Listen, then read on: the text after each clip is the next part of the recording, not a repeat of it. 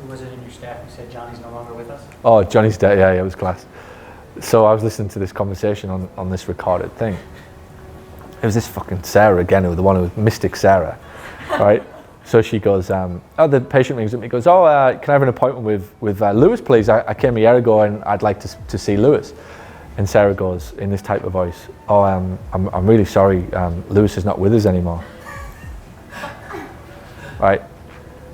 So there's like 2 seconds, 3 second silence, right? And I'm listening back. So picture the scene, I'm listening back to the replay of this thing, and there's like 10 of us in the room like this, and I'm going, speak, somebody speak. I'm like, going, just fucking say something, because I know exactly what he's thinking right now, which is Lewis is dead, right? I'm like, you've just let him believe Lewis is dead. So the guy comes back and he goes, oh well, shit happens, doesn't it? Shit happens, right? I'm like, what? But then the fucking best part is no loyalty whatsoever. He's like, oh well, can I have an appointment with somebody else? I'm like, fucking hell, Lewis, you like, I thought really good of you at one point, but then obviously you weren't that good, because he didn't even ask what you died of. Like, it was like, no love. But the point was, right, as I taught it to them, Lewis was off. Lewis did a sabbatical where he naffed off around the world, right? So he was in India or somewhere at the time, living an absolute time of his life, right? Traveling around the world, backpacking. This girl had allowed him to believe that he was dead. And I couldn't have used a better example for anything, for anybody in my organisation, to help you realise what words come out of your mouth allow somebody to believe something, right? And then immediately Sarah went, oh, but all I meant was that he wasn't available, and I didn't want to get into the reason. I was like, stop. You're justifying to me what you've just done. The fact is, what you said and how you said it made this guy believe that Lewis is dead. And nothing could be further from the truth. Now, he might be dead somewhere in the middle of India, I don't know. But the last I heard from him on Facebook, he was having a right good time.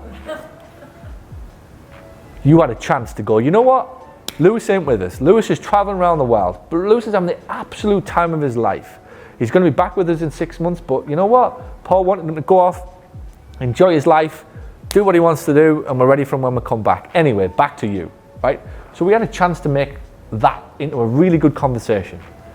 And it turned it into a fucking funeral home conversation. It's like, shit happens. Like, fuck. We're not so sure we can lose back. Yeah, it's like, yeah, I was like, fucking hell, Lewis, you're not that good. Like, there's not even like, a card arriving to say sorry for dying. Like, sorry to hear about your death. Quickly moved on, could have an appointment with somebody else.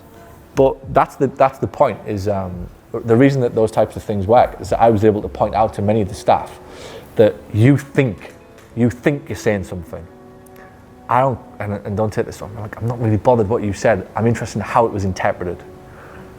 And actually the guy in question was the world's worst at, oh, but I said this. I'm like, fuck, I don't care. Like, it's obviously not being perceived. It's not being interpreted as whatever you're saying. Can we change the script? Can we change the way you're saying it? Because it's not being interpreted. We're getting the same problems all the time.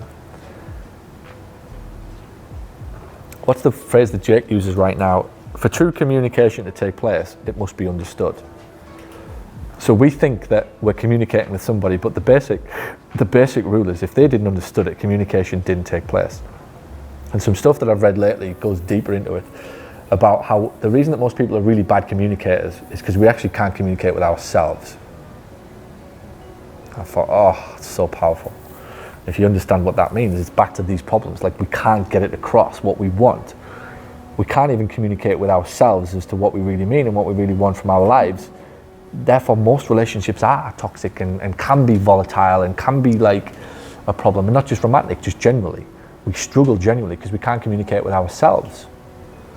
So the point of this with patients is that all of this, no matter what you think their problem is, whether it's money, time, whatever excuse you want to pander to them for, goes back to communication didn't take place if they didn't understand what you said. And in that scenario, communication took place in terms of the verbal, the speaking of it, but the guy grotesquely misunderstood what she meant when she said, I'm sorry, he isn't here or he isn't around anymore. Like fuck, Sarah, like that's exactly what you'd say to somebody to soften the blow of not wanting to say to somebody that somebody's dead. Like you would say, oh yeah, they're not with us anymore. Like, it's just, that's what somebody says. If you don't have to say the words they've died, is it not? When did she leave us? Or when she left us a few weeks? It's like that type of, you know, nobody wants to actually say, oh, she died 2 weeks ago, you know, it's like, oh, you know, whatever. You leave a message with Lewis to call him up and say, hey, I forgot to prepare my funeral.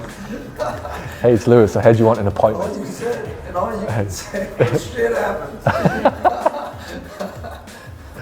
Correct, yeah. So there you go. That's what I've got for you. If you've got any more questions, happy to. Does that help?